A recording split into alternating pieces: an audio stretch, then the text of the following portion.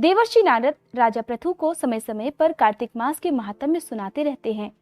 इतनी सारी कथाएं सुनने के पश्चात महाराज पृथु ने देवर्षि नारद से प्रार्थना की, हे देवर्षि, आपने कार्तिक महात्म्य, कर्क चतुर्थी व्रत और गृहस्थ धर्म के बारे में मुझे इतना कुछ बतलाया है, अब कृपया करके तुलसी का महात्म्य भी बतलाने की कृपा कीजिए। देवर्षि नारद कहने लगे, हे राजा पृथु, प्राचीन काल में सह्याद्री क्षेत्र के करवरीपुर में अत्यंत ज्ञानी धर्मात्मा तथा ओम नमो भगवते वासुदेवाय मंत्र का जप करने वाला धर्मदत्त नाम का एक ब्राह्मण रहा करता था। वह अतिथियों का आदर सत्कार भी खूब करता था। एक दिन प्रातःकाल एक पहर रात्रि शेष रहने पर वह ब्राह्मण पूजा की सामग्री लेकर भगवान के मंदिर को जा रहा था कि इतने में उसने सामने से आती हुई एक अत्यंत भयंकर राक्षसी को देखा।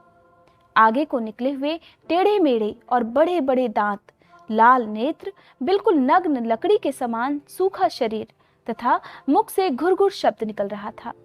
ऐसी भयंकर राक्षसी को देखकर भयभीत धर्मदत्त ने अपने हाथ का तुलसी मिश्रित जल उस पर फेंक दिया। जल में मिश्रित तुलसी दल शरीर पर पड़ते ही उस राक्षसी के समस्त पाप दूर हो गए और वह हाथ जोड़कर धर्मदत्त के पैरों पर गिर पड़ी।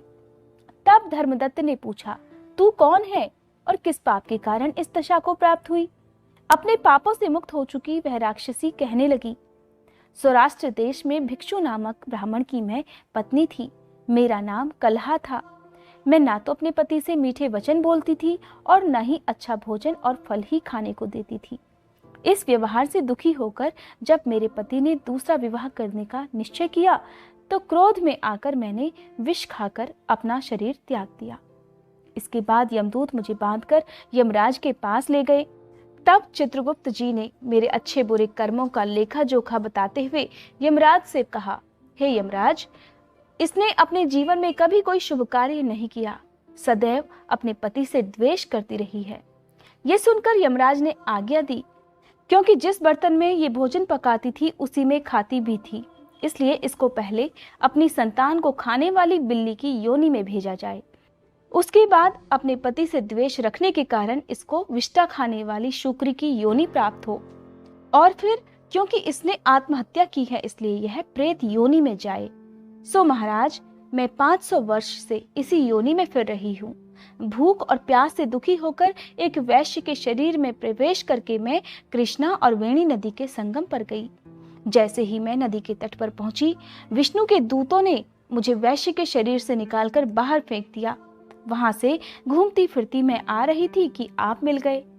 आपने तुलसी मिश्रित जो जल मेरे ऊपर फेंका है उससे मेरे समस्त पाप नष्ट हो गए हैं। अब कृपया कर इस प्रेत योनि से भी मेरा उद्धार कर दीजिए। राक्षसी से सारा वृतांत सुनने के बाद ईश्वर भक्त ब्राह्मण धर्मदत्त ने कहा, तुमको देखकर मुझे अत्यंत दुख हुआ है। मैं जानता हूँ कि तीर्थ, व्रत, दान आदि सत्कर्म प्रेत योनि में नहीं हो सकते। तुम्हारे पाप अधिक तथा पुण्य बहुत कम है। इसीलिए मैंने अपने जीवन काल में जितना कार्तिक मास का स्नान और व्रत किया है उसका आधा पुण्य मैं तुमको देता हूँ। इससे तुम्हें उत्तम गति प्राप्त होगी। इसके पश्चात ब्राह्मण ने जैसे ही ओम नमो भगवते वासुदेवाय मंत्र पढ़ते हुए तुलसी मिश्रित जल से उसका अभिषेक किया, वह प्रेत योनि से मुक्ति पाकर अग्नि के समान दिव्य देह धारण कर लक्ष्मी जी के समान रूपवती हो गई। इसके बाद उसने ब्राह्मण को नमस्कार किया।